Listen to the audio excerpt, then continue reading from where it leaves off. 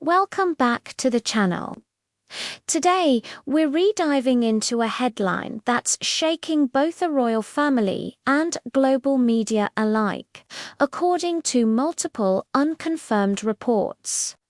Prince William has allegedly stripped Queen Camilla of her royal title after shocking claims. Surfaced claims suggesting she may have been secretly involved in selling royal jewels. But is this explosive story rooted in truth, or is it simply another rumor designed to tarnish the monarchy's reputation? And if the allegations are true, what kind of ripple effect will this have on the already fragile relationships within Britain's most powerful family? Stay tuned, because we're breaking down every twist and turn in this unfolding drama. Speed question for you before we carry on. Do you think Camilla is actually a part of this jewelry scandal? If you think she is, leave a 1 in the comments. If you think it's rubbish, leave a 0. And don't forget to hit that like button, subscribe, and join us as we keep following the most scandalous royal news. As the clock ticked in the hallowed halls of Buckingham Palace, secrets started to emerge, whispering tales of betrayal and greed. Did Queen Camilla really orchestrate the disappearance of valuable royal jewels? It was a carefully calculated operation, a masterpiece of deceit. Over the course of a year, valuable artifacts were spirited away from their protected display cases, leaving behind only shadows of their former brilliance. The culprit, according to the grapevine, none other than Queen Camilla herself. How could this be? Was the once revered queen truly capable of such treachery? Or was she a pawn in someone else's game? Let's rewind a bit to a time when all seemed well within the royal walls. As the Queen Mother's personal effects were distributed, Camilla found herself in possession of an exquisite diamond and pearl choker. It was an heirloom of sorts, not as ancient as the crown jewels, but deeply ingrained in royal tradition. Fast forward a bit, and suddenly the choker resurfaces, gracing the neck of a socialite at an exclusive party. Gossip erupted, questions flew, but answers were scarce. The link between the two incidents was clear, but the motive remained a tantalizing mystery. What could drive a respected member of the royal family to such drastic measures? Enter Camilla, the unlikely suspect. Rumors swirled around her, painting a picture of a queen driven by nothing less than pure greed. Could it be true, or were these whispers merely a bid to tarnish her reputation? Her Majesty Queen Consort Camilla was born into a world of privilege. The daughter of the 14th Duke of York, her life was a tapestry woven with threads of tradition and duty. Yet beneath this privileged facade, one could sense a simmering ambition, a desire to rise above the confines of her birthright. But how did this simmering ambition transform into the cold calculations of jewel thieving? As a young woman, Camilla showed little interest in the trappings of wealth and status. Her passions lay elsewhere, in charity work and humanitarian causes. But fate had a different path mapped out for her. Her chance encounter with Prince Charles, the heir to the throne, changed everything. Suddenly, the spotlight was on her, the scrutiny intense, the expectations sky high. But as she navigated this new world, one thing became clear. She would have to fight tooth and nail to carve out her own space. And what better way to secure a place in the gilded cage of royalty than by exploiting its riches? In the grand halls of Buckingham Palace, while polishing her image as a caring and compassionate queen, Camilla harbored a dark secret.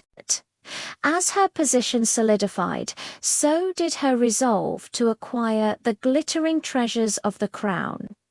She had set her sights on the prize, the dazzling array of gems that adorned the royal collection. It was a treasure trove that called to her, promising not just wealth, but power and prestige. For Camilla, the allure of these jewels went beyond their monetary value. They symbolized her ascent, serving as tangible proof of her elevated status. Yet, how did she orchestrate her grand heist? How did she manage to siphon off these priceless artifacts without raising suspicion? In the intricate labyrinth of the palace, Camilla was a known entity. Everyone knew her habits, her likes and dislikes. So it wasn't just about stealing the jewels. It was about timing. She planned meticulously, striking when no one was looking, taking advantage of her position and the respect afforded to her as queen consort. But why did she choose these particular jewels? Was it purely for their monetary value, or was there a deeper sentimental significance behind her choices? Amongst the stolen jewels, there is one piece that stands out, a locket containing a miniature portrait of Queen Victoria, the longest reigning monarch in British history. Its value is immeasurable, not just monetarily, but emotionally. For Camilla, this locket was a trophy, a symbol of her ultimate victory, a physical manifestation of her audacity. However, her plan was flawless until it wasn't. A careless slip, a moment of lapse, and suddenly her crimes were unraveling, threatening to expose her darkest secrets. The palace staff began noticing discrepancies in the inventory, specific pieces missing, their absence glaring. Whispers turned to shouts, suspicions grew, and soon enough eyes were pointed towards the Queen. Caught in the act, Camilla's world started to crumble. The palace walls, once a testament to her glory, now echoed with murmurs of it. It was a bombshell. She had unfettered access to the royal vaults, a valid reason to wear or carry jewels, and the power to sign documents no one would ever challenge. It was the perfect disguise. But Harcourt understood allegations of this scope needed solid evidence. For 2 weeks, he toiled incessantly, comparing passenger rolls, auction house records, and palace journals. The results became more incriminating. Auction employees quietly confirmed that a high-profile Englishwoman personally brought in jewels for valuation. One handler remembered clearly the way Camilla said took off her gloves with poise before offering a velvet case holding a jaded diamond brooch. Lost from the palace inventory for almost 2 years. Bit by bit, the puzzle was done.